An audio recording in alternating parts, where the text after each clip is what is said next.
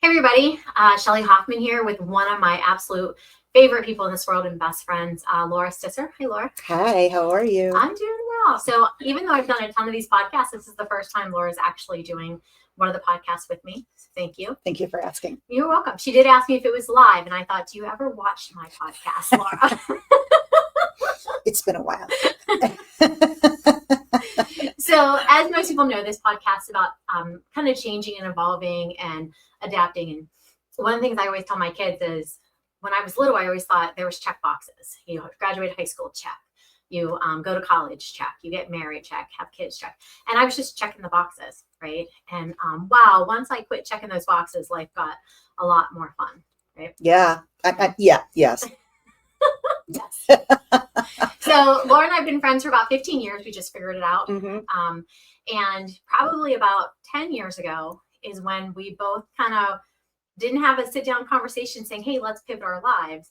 It was just, I started going through the divorce, which, you know, and I'm not really sure what was going on in your mind. So that's kind of the reasons I wanted to bring you in, but you took a turn towards acting, right? Yeah. So your background, if I remember correctly, before we met, you worked for like in a sales position. Would that be accurate? More of HR, like HR? recruiting. Yep. Mm-hmm. Okay. Yep.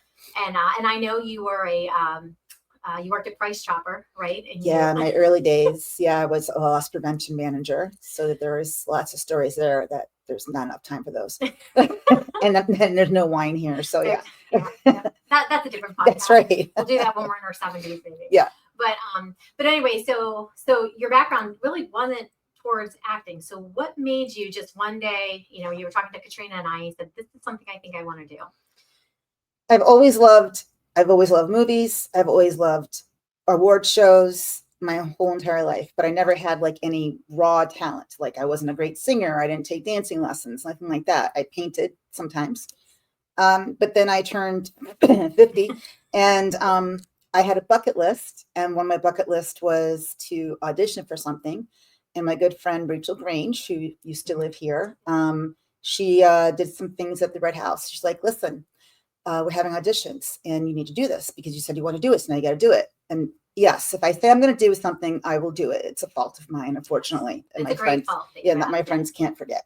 So I actually had my son, Ben, who was 14 at the time, do this audition with me because he always had talent. He always made me laugh. And I asked him to do it with me so I had support, but I also wanted him to do it so he could actually do it because I thought he did have talent. So we went to Red House and we auditioned in front of 15 people. Like we walked in our first audition. We didn't have any music. We had to do a 60-second song and a monologue. And it was the most horrific, scary thing ever for both of us.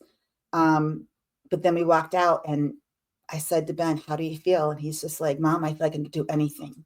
And it was like the best drug in the whole world.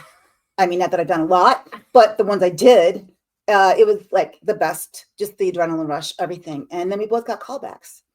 And then it just went from there. We kind of did some plays together. And then I kind of went on my own and took some acting lessons with Tanner Eppinger, who is a staple here in Syracuse. And I just took off. And I had some very, very cool young people that knew the business take me under their wing and tell me the do's and the don'ts. And there's lots of do's and don'ts. They pretty much protected me just so I didn't crash and burn right away. And I always said, I'm going to pay it forward. And I have. Anytime anybody asks me for anything, favors, how to do this, how do you submit this, whatever it is, I have no problem doing it. As you know, I do teaching for real estate, and there's two instructors that I met very early into it, and they both say you pay it forward, right? Yeah. And what goes around comes around, and you help people. What would you say? I know you did the audition and you got the call back, but what would you say the first time you thought, oh my goodness, I'm actually going to make it? I'm going to keep moving forward. I'm not going to stop. Like, what was the momentum like that kept you kind of moving towards it? I've never been happier doing anything. Like, yeah, I mean, I'll try anything. Like I'll sports or this and that. I won't ski ever again. But anything else. And I have never been more satisfied than acting. and I can be whatever I want, whoever I want. And when I put a smile on people's faces or I bring a tear to their eyes, it's like the biggest compliment in the whole world. So that's what keeps me going. What's your favorite? Because I know, like, I've seen you in plays, I've seen you now in movies. You did a voiceover, if I remember correctly. Like, if is it a mix of everything? Is there something you love more? Like, if you had to spend your time doing it, what would it be? I love theater. I have the utmost respect for theater actors. I think it's a really hard thing to do. I love it because it's immediate gratification. You know, you're on stage and you have an audience in front of you. And again, the adrenaline is amazing. And you form a family because you're rehearsing for weeks and weeks. And then the worst thing about a play is that when it's over, you go into this state of depression because it's over. So like, what do I do now? And that part kind of sucks. But I can't do as much theater as I want because I love doing films. And films are kind of quick and dirty. You know your lines, you get on set, you film them. But I have a manager, so I can't say, hey, I'm going to take a month and a half off to do a play that she's not going to make any commission on, and I can't do any films. So it's hard, you know, unless it's a Broadway thing, which I highly doubt that's ever going to happen. You never know. You never know. Put it out there. I can throw it out there. Yeah. But yeah, the films they're I have to say quick and dirty. Like it's, you know, you can do multiple films before you can do one play. Okay. I'm a very A type, as you know. So I'm good with that. I'm really good with that. The which again, I'm learning that business a little bit just through our conversations, whether it's a bunko or a night out with dinner, golfing, whatever we're doing. But I guess I didn't realize that with the play you connect with every single person. But a lot of times you'll tell me, we'll go to watch one of your movies and you never really met somebody that's on set because they were filming on a different day. Yeah, that right. Different scene. Yep. Yeah. Absolutely. Mm-hmm. That's I always thought that was kind of interesting that it looks like the same as a play, like everybody's kind of in loops together, but Yeah. it's not really that way. The difference is like, you know, it's a 2-hour play as opposed to when we film a feature film, it could take a month, you know, it could take, depending on if it's just weekends or if it's during the week, it could take, you know, 5 days. Usually if it's during the week, they'll take the weekends off. So it depends on the production, if it's a SAP production or if it's an indie production, the budget, all that. So let's go again. I've watched you for the last 10 years, so I know where you started. I know where you are now, and I know where you kind of want to be. Mm-hmm. Right? She did threaten to knock me off her thank you list one time when I said something smart. So I'm tiptoeing around this interview just a little bit, but I would like to hear my name get thanked at least once Mm-hmm. in a speech. But going back to the beginning, I mean, there was a lot of rehearsals. Like Katrina, one of our friends, she read lines with you, right? Like it didn't just happen. So can you go back like 8-10 years ago when, I mean, it was a lot. It was a lot because I didn't know what the hell I was doing, really, you know. So it was more of taking a lot of Zoom classes and reading books, and again, just talking to people. And one of the biggest struggles is to get a good reader, because it's great when you get an audition, but unless you have somebody to play against, it's impossible. And, you know, you could do your own lines and your own voiceover and go back and forth, but they always know it. You can disguise your voice. They always know it. And it just sounds really awkward. So Katrina would read for me. You read for me quite a few times. My kids were tortured for reading for me because they were both in high school. So and Ben was more natural at it because, again, he's more of an actor. Shelby would do it because she loves me, but she didn't love it. Yeah.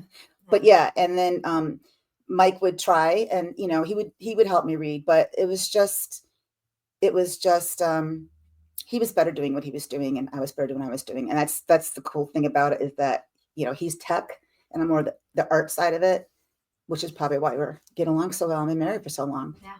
Well, another struggle you had though was even finding the space, like to record, right? Because you were judged from hitting the record button until you end it. Correct? So if the dogs bark or someone opens the door, or, you know, it's like all these little things that you don't really think about that make that audition, that tape. Well, yeah. And, you know, up to 2020, the auditions weren't, I did a couple self tapes in 2018, 2019, but it didn't start to be only self tape until after COVID.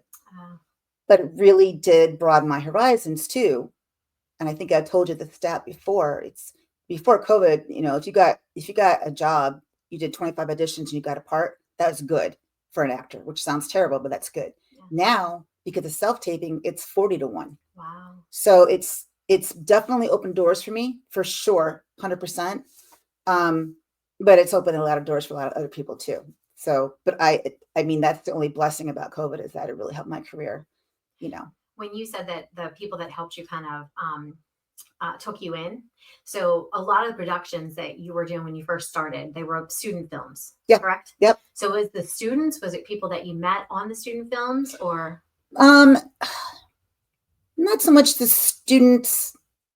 I think it was just really people that were local. Like I said, Tanner and Claire Lopez. Claire lives in Florida now, and she has her own business down there, and she's a wonderful actor. Those are the two, when I say young people, that really, like I said, took me by their wing. And then the rest of it was just Zoom training. Like I have a business coach. Her name is Valerie Hubbard. She's amazing. And I've had multiple coaches over the years, and I finally found my person. Her name is Cam Monet. So it's really that. It's really that. And then again, my support system here was my friend group and my family. And without that, there's no way I would have continued. No way. So two questions came to mind. The first one is networking. So again, I'm in real estate. Yep. Any business, it's all about networking, making connections. It sounds like acting is pretty much the same. Like, you have to put yourself out there, right? Yes, you do. You don't have a choice. Yes, you have to. You're your entrepreneur, your own, manager. There's nobody else that's working for you. So, and yes, I have a manager, but I will say this honestly, 95% of the jobs I've gotten in the last 10 years, I've gotten on my own. And that's just a stat. That's just a true stat. It's nice to have a manager, but you really have to work for yourself, and you have to know the business, and you cannot be afraid to reach out to people. So one of the things my business coach had said is to start doing pitch videos and send them to not just casting directors, but producers, writers, directors. So what's a pitch video? A pitch video is something that you do live, and it's like your 60-second elevator speech. So what your brand is and what you've done, where you can see me, let's connect, would love to have a meeting with you, basically. So I'm assuming you have something that's not Facebook in the acting world, right? Where people can see, I think they're called reels, or what did you say you were putting together? You were really excited the first time that you had enough content. Oh, demo reel. Yeah. Yes. Yep. Mm-hmm. So where do you post those? I post that's on my website. I posted it on my Instagram page. It's on my Laura Stisser acting page for Facebook, on YouTube, things of that nature. And that demo reel has changed dramatically over the years. Like I would have enough to make 4 demo reels now, but it's just, after a while you cut out, there's certain things you don't put on your demo reel anymore because you don't need to, because you've grown, So when people ask me, what roles have you played, and you've played a lot of them, I have to tell you, I shared that you were a zombie in one of the first plays that you ever did as an extra. And then the film that actually brought tears to my eyes was the most recent one we saw the premiere in, and I apologize, can't remember the name of it. 844. Yes, but you were a zombie in that one, but you were a mom zombie. And I won't give away the ending, but I didn't cry the first time you were a zombie, but the second time you were a zombie, there were tears. But I was definitely I definitely get the mom role a lot, and for a while there I was super psyched because I was working. I didn't care what I did, I didn't care if I had cow dung on my shovel, and I was just like, hi, what I mean, it didn't really matter. But then you do get pigeonholed sometimes. So then it was nice when I started getting different roles, the therapist, the lawyer, whatever. But yeah, I'm still down with doing the mom because I am a mom. It comes naturally. But I've done the psycho mom, I've done the alcoholic mom, I've done the drug addict mom, I've done the PTA mom, I've done the helicopter mom. So wait, are we talking about your roles or your life? Yes. Yeah. Just making sure. Yeah. And headshots come in, because again, you've had headshots. Obviously, Katrina does, Grady does amazing photos. She does your headshots. She does a lot of my photography and stuff. But even like you've gone to New York City, because sometimes the roles you're looking for, you almost need a certain angle or something that's a piece of it. That's your marketing. Yeah. Right? Yeah. Katrina does an amazing job. In fact, my main headshots right now are done by her, and I love them. And nobody said anything about changing them for a while. And I mean, at this age too, it's nice because I'm not going to change much, Yeah. So, but yeah, I did go to New York because there are specific headshot photographers that they know that there's a tone. So there's a certain light behind you or a certain look in your face, or they'll say something to you, which will get that look in your eye. So yeah, it's definitely an art form for that. Yeah. But yeah, Katrina did an amazing job the last time we got together. Yeah. Well, even you had mentioned Ben, and I know Ben maybe dabbled with possibly being model or something like that. Yeah. And he had some gorgeous, absolutely gorgeous. Yes, headshots. that was a gentleman out of Albany who did my headshots before, Dan Doyle. He did a fantastic job as well. So the reason I'm asking, is that even a connection? Like, you know what I mean? Or is it just too broad of an You mean for area? networking? Yeah. Not really, not for the photographer end of it, because they're in their own business and their own networking. I mean, I will always like throw names out for people that need somebody, because I think, again, pay it forward. As far as networking goes, for me, I would go to film festivals and I would absolutely research the directors that are there. And then sometimes even Google their faces. So if I see them in the crowd or at the cocktail parties, at least I can approach them and say, hey, I saw that you did X, Y, and Z. I'm really looking forward to your movie today. Or I saw it and I loved your movie. So, and it's genuine. I'm not going to walk up to somebody if I don't really believe in their product, because I don't want to be associated with something I don't like, So it's important that you feel like very confident about who you work with. And that's one thing we always do as an actor. For myself, I research the director, I research the production company, because I want to give them 110%. So I want, to see what they got. So, and I'm going to say this for you because you won't say it, but the amount of time, effort, and energy that you put into it, especially in the beginning and then moving forward. I mean, there's so many times you say, hey, there's a concert we want to go to, or there's this great restaurant we want to try. And you're like, oh, I'm sorry, I'm headed to New York, or I want to try, I'm going to go audition, or I have to practice my lines. And a lot of times you squeeze in, and you say, let me figure this out, or we, push things back or whatever to make it work. But I think sometimes people forget it doesn't come natural. Like, it's something you have to work at, stay on top of, and that comes with a price. So I told you I was going to ask you, right? Like, I joke that I can't remember Allison's third grade teacher because I was so busy on my business when she was in third grade that I've lost that entire year of my kids. Right. Yes. So what were some of the things that you had to give up in order to make this work? As far as people in my life, my friends are my friends. They've backed me up 100%. And the ones that didn't aren't in my life anymore. And then as far as, what was the second part? Just time, like things that you don't have enough time for anymore. Oh, well, I did. The one thing I have not done in 2 years, actually, in September, it's been 2 years since I painted. Oh, and she's an amazing painter. Oh, I have two of your paintings in my house. Yes, you do. I was painting for years. I painted 10 years before I even had an audition, and I did it the last 8 years. And then after a while, I am going to my friend's studio, Sandy Sabine. She's an amazing studio and an artist, Liverpool Art Center, just so you know. And I was kind of dreading in my head, what am I going to paint? What am I going to paint? Because I had this audition on my brain, or I knew I had something coming up that I had to act in. And it was just kind of my creative part here, the brain to process was just being too challenged, and I wasn't enjoying the painting anymore. And I told her that, and she completely understood. And I miss her deeply, and I miss all the friends I had in art class. But you have to come to terms when, and too much is too much. Yeah. And I don't regret it. I do want to paint again someday. And maybe one day I'll just take my paints out, who knows? But for right now, I'm really focused 100% on the acting.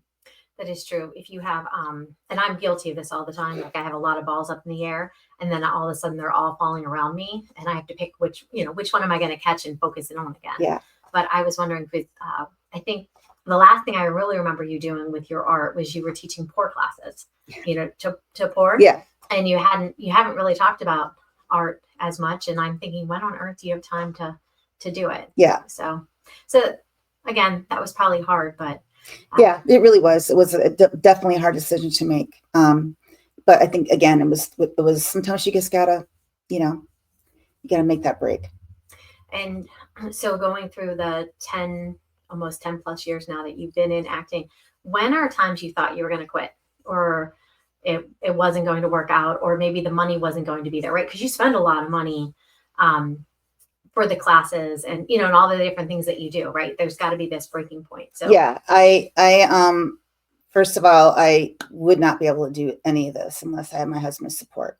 Um, he is my sugar daddy when it comes to this, and I you love love him. Mike. I You love do. Mike. Yes, everybody loves Mike. He's a fantastic person. So financially, he has helped me get the training, do the classes, etc. I can say the year before last year was the first year I made money. So I've made money the last couple of years, and this year is better than last year was. It is a very slow process.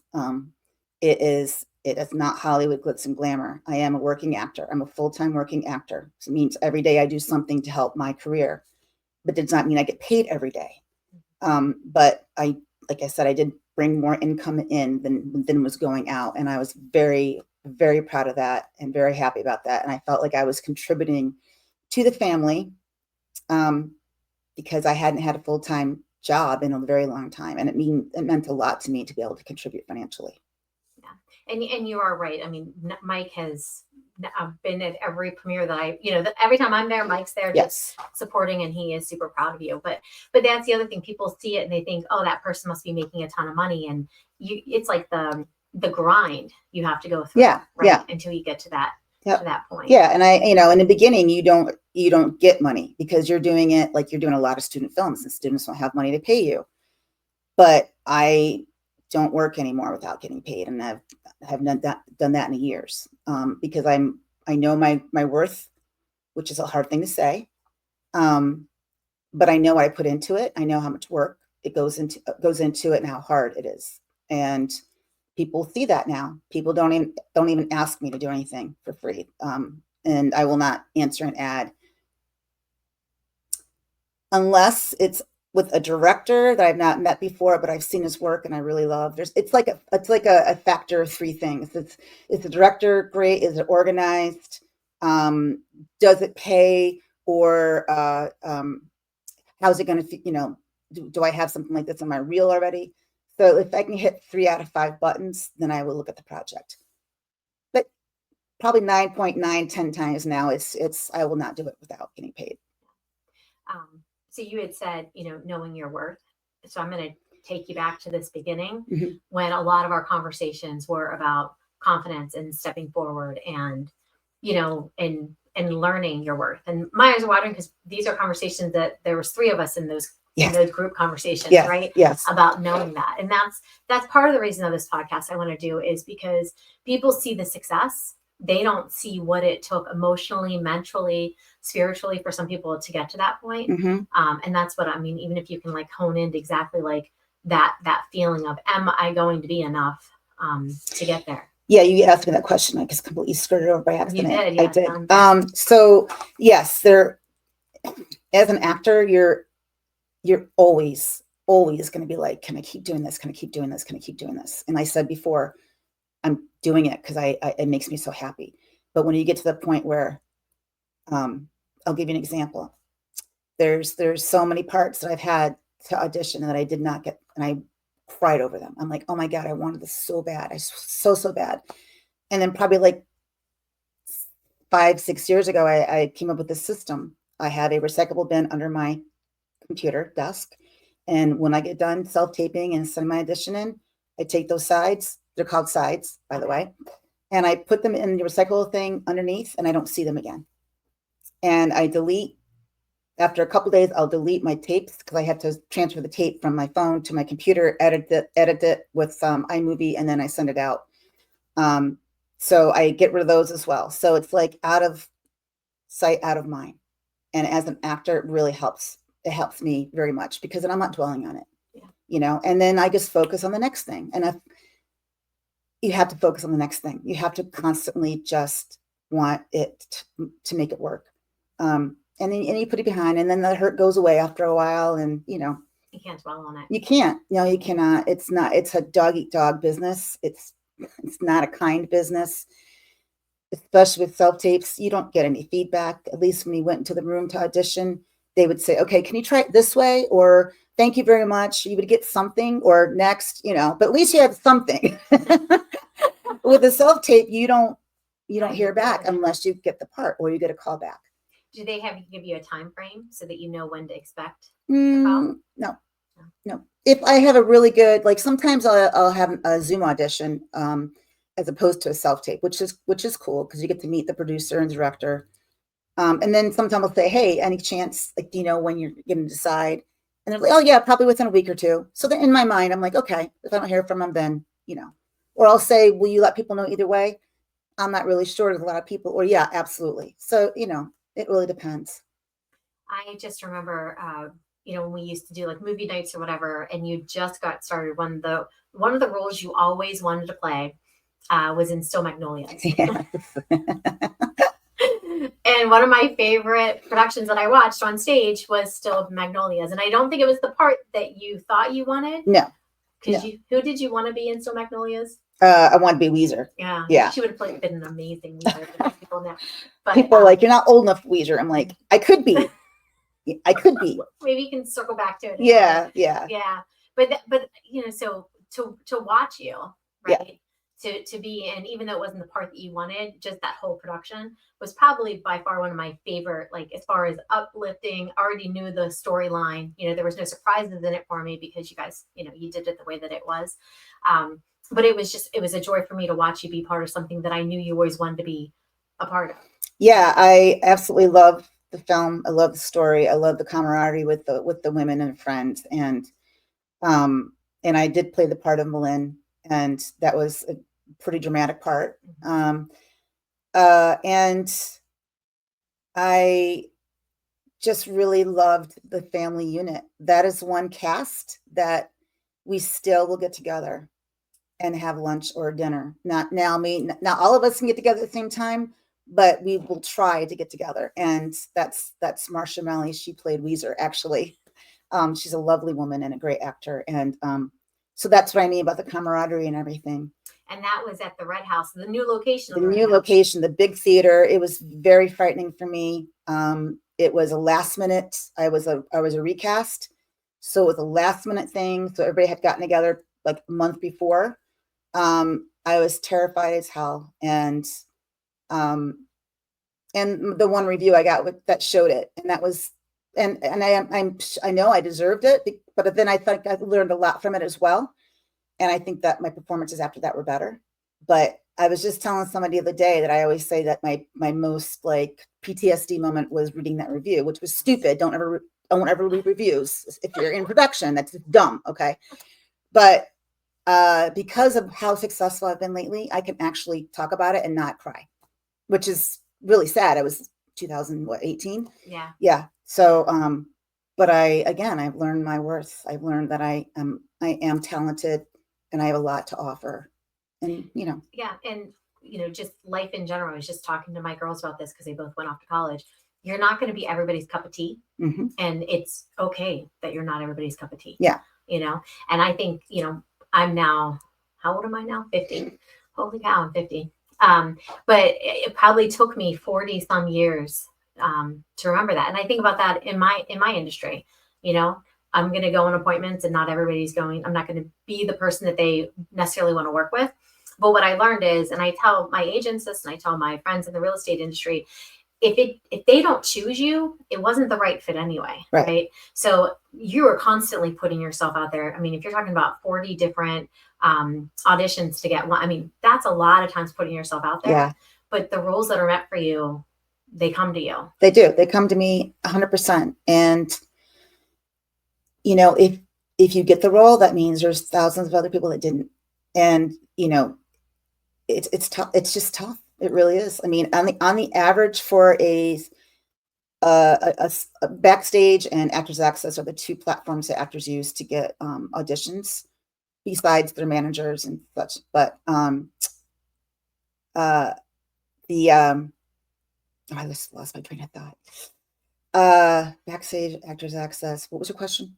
Well, I was just talking about like, you had said that for every role that you got, there were Oh, thousands of people that didn't get it. average is 3,000 submissions Really? per role. Per role. Do you think that increased with COVID? Because I know one of the benefits you told me was you were able to work with um, instructors that you would have never met in person because it was in California or across the country somewhere, Yeah. and because everything went to Zoom during COVID. So Yes. do you believe that COVID opened up those doors? Oh yeah, 100%. It was, like I said, it was definitely a blessing for me. I know it was a tragic event in everybody's life, but that opened doors for me. And I did. I had coaches in California, and I did improv with Second City in Chicago. Like these are things I never would have had the experience. Acting coaches in New York City, and for me, and to go to New York City is not a problem. Like, I love to drive like you do. Yeah. So, I'll drive to New York or Long Island or Buffalo for jobs all the time. But would I have done it to be coached by somebody like every week?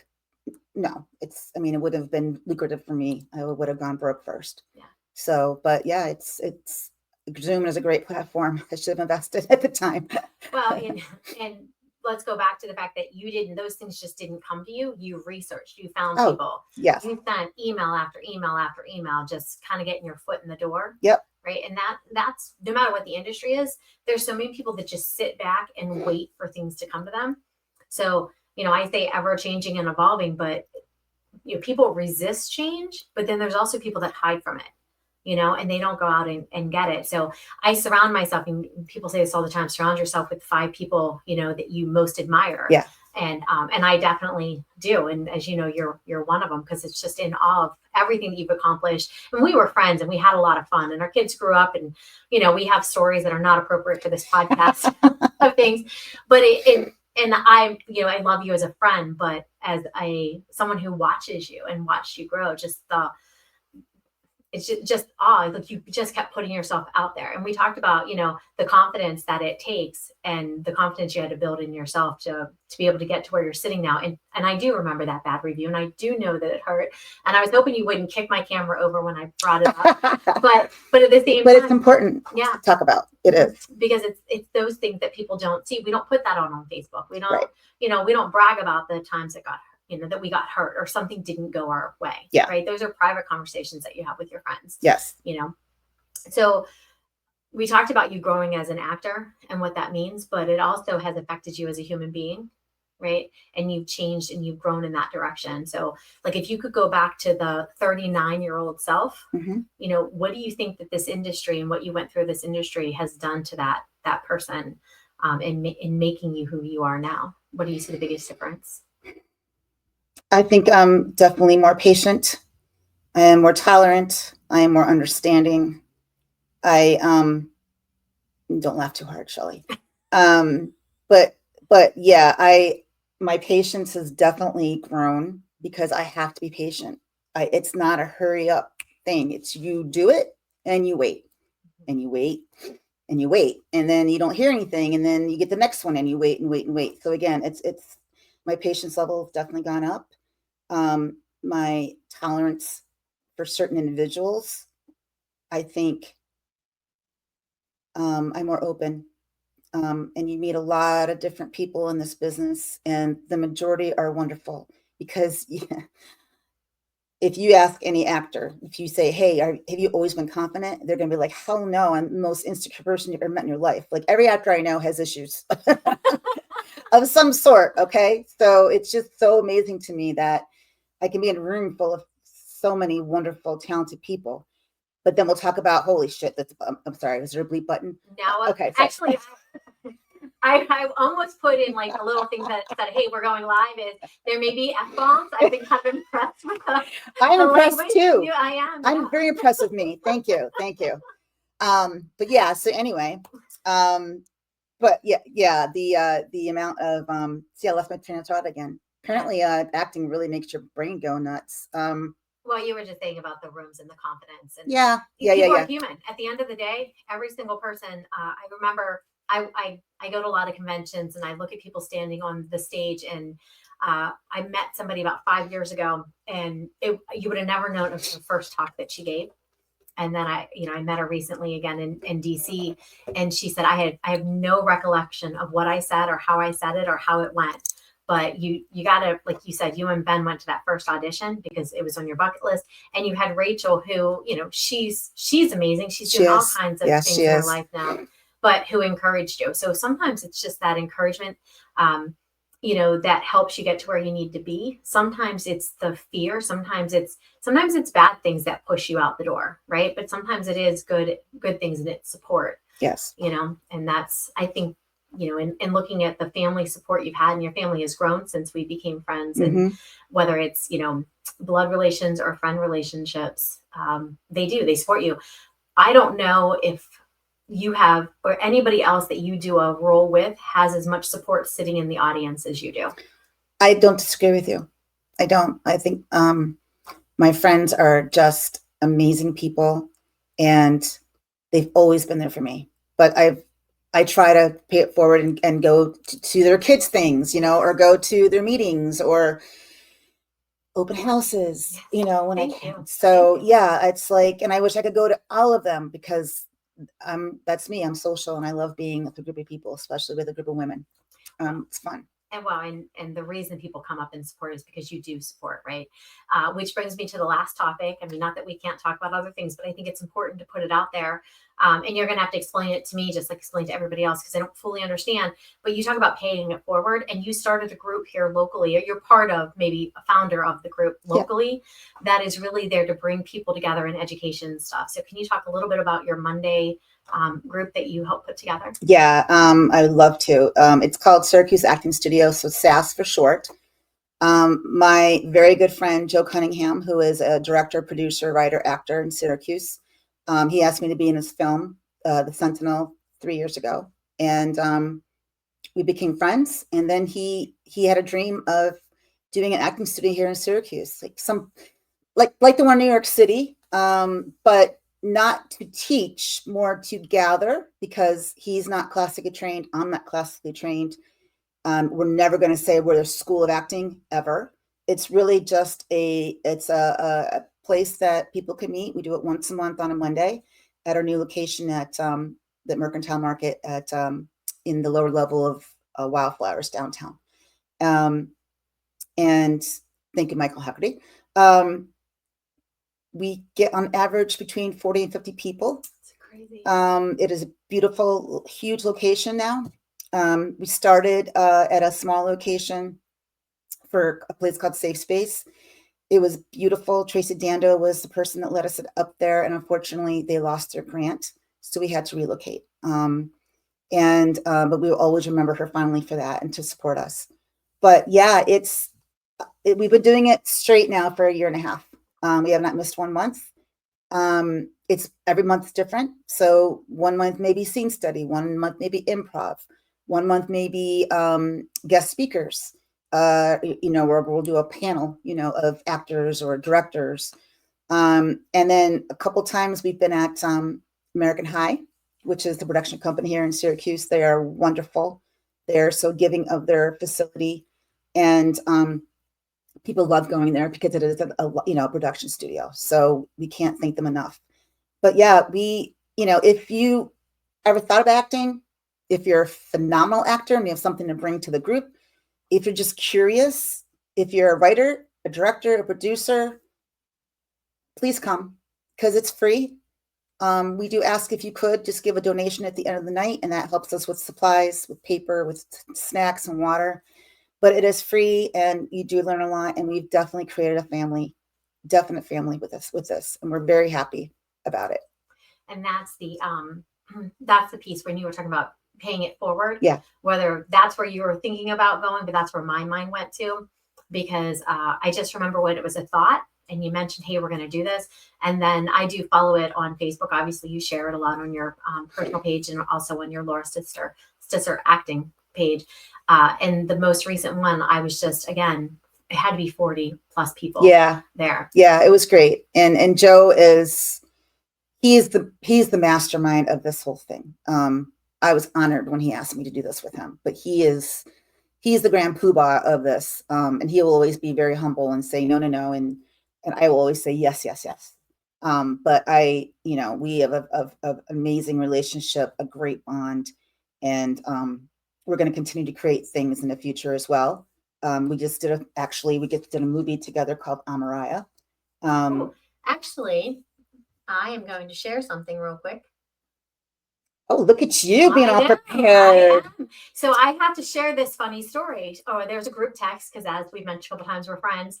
And I can't even remember what the verbiage was in the group text, but I didn't see it right away because I probably had an appointment. But I popped over my phone and said, ignore the image. And the image that was in this group text was actually this picture that you're looking at. And it was in color. And I thought, oh my goodness. I showed it to my boyfriend, Jamie. And I said, Jamie, I think Laura's having a really hard time. It was by far the worst photo I've got because she's beautiful, right? It was the worst photo I ever saw. So when this poster came up for this movie, and I thought it was the exact same picture, I realized that she was intending to look like she was stressed out. The cigarette did not surprise me. Not that she's a smoker, did not shock me. So, but what is this movie about? So I will say that Joe wrote this. He wrote this literally in one night. He had me in mind for the lead the entire time. It is a long short, so about 35 minutes. And it is about an ex-CIA operative, which I play. My name is Rose. And something happens tragically with one of her team, and she loses it and leaves the organization, or kind of asked to leave the organization, and becomes addicted to alcohol and certain pills.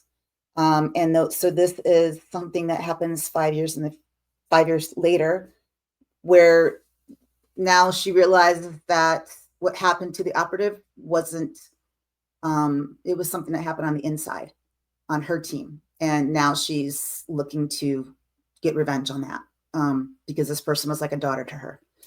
Oh. So yeah, we did it in 3 weekends. And we had a lot of extras, yours truly included there. Yeah, it was fantastic. We did it all over Syracuse, so a lot of people are going to recognize a lot of the landmarks and things. But yeah, we're waiting for the soundtrack to be finished, and hopefully that we'll have it all edited and produced by the beginning of next year, probably. Hopefully. Wow. So again, talking about patience, because I can't remember. I mean, it was a while ago when we got together to help you out with that. That was in March. It was in March. Yeah, I remember we had to decorate for a different holiday. Yeah, Pizza Man. So Jim Delia, who I love, he donated his space for us for this film. It was actually St. Patrick's time, but I said, "Is there any way we can bring Christmas decorations?" Yeah, bring them in. I want me to go on my basement. I can get some for you. I'm like, no, you're doing enough. We'll be fine. So Joe, being Joe, had a tree, we had lights, and it was cool because it was Christmas. So the green on the St. Patrick's Day stuff kind of blended in. Yeah. But was also a dream sequence. So, dreams are kind of wonky anyway. So if you see a Christmas tree and then you see a clover leaf, it's just a dream. It's just fine. Yeah. Well, I had asked Laura to be on the podcast with me over a month ago, just because of the way our schedules were. And when this poster came up and I saw the picture, because again, I was worried about her when I saw the picture in the group text came up, and I thought this is perfect. Because again, we're going back to the bucket list, just over 10 years ago. And now to see your face and, on a poster promoting a movie that you were just a part of, that I didn't even realize that was the movie I was the extra in. She just said, "You want to be an extra?" And I jumped at the chance. Yeah. And I co-produced it too. So I asked Joe, I'm like, "Can I help?" He's like, "You want to co-produce?" I'm like, "Sure. I don't know how to do that, but yes, I want to do that." So, and, I looked, what's a producer do? And, what are my functions and things like that. So, so that was interesting. And I've helped Joe with his Sentinel movie. I helped assistant direct with that too. And we did a huge scene at American High, and that was like 30 extras there, and we were filming all day long. So wow. That's good experience for me. I mean, the behind the camera is just as hard as it is in front of the camera. So more labor intensive, Yeah. Mm-hmm. Well, I'll be curious to see where the next 5 to 10 years takes you, because you are always growing and challenging yourself to something else. So just to kind of reflect back to, again, the meaning of this podcast, always evolving and changing, and then reflecting back, like, what do you have to say to somebody who, even if it's not acting or it's not real estate, right, but it's something that's on their bucket list, or they're just caught in this, like, infinity cycle of every single day is exactly the same and they want to branch off and do something different. What kind of advice or, what could you offer to them that maybe help them break that cycle to try something different, to make a change? This is cliche, but you can't be successful unless you fail. So you have to really throw yourself. You just have to take that first step and maybe do it with somebody else. Maybe, like I said, I grabbed my son. Yeah. And we did it together. Just take that first step and you'll be surprised what you can do. I surprise myself every day. Yeah.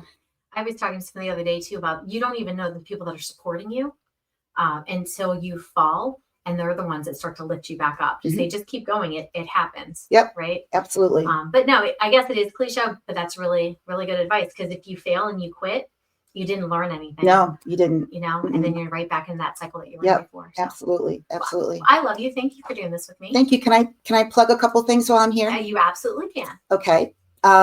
Please watch Dogs on the Sendero. It is now streaming on Apple TV and Prime. And then my other movie, A44, which is more of the horror, if you're into horror, which is phenomenal. And both of these movies were filmed locally, that you can see on Google Play and YouTube TV. And I am also in a Christmas movie that will be out, I'm hoping like November, that will be on the Great American Family Channel called Homes for Christmas. So I am that cheesy, love story kind of a thing.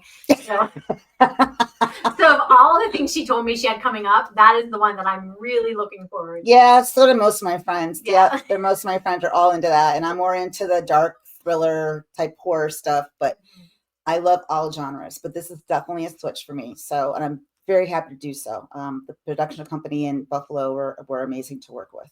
Nice. And when does that one come out? I'm hoping by this Christmas. They're supposed to put like 20 films out in the next 5 years. Wow. So I don't know if they're going to save it for next year, but I'm hoping this Christmas. Okay. Yeah. Well, when that happens, believe me, I will be broadcasting it all over social media so that we can all watch it. So I am going to end this podcast with one of my bestest friends. But please, any of the things she just mentioned, look for her out there. Follow her Facebook page, which I'll have in the post. But it's Laura Stisser Actor. It's easy to find. And then show her support and some love. So everybody have a great day. Thank you so much, Shelley. Appreciate it.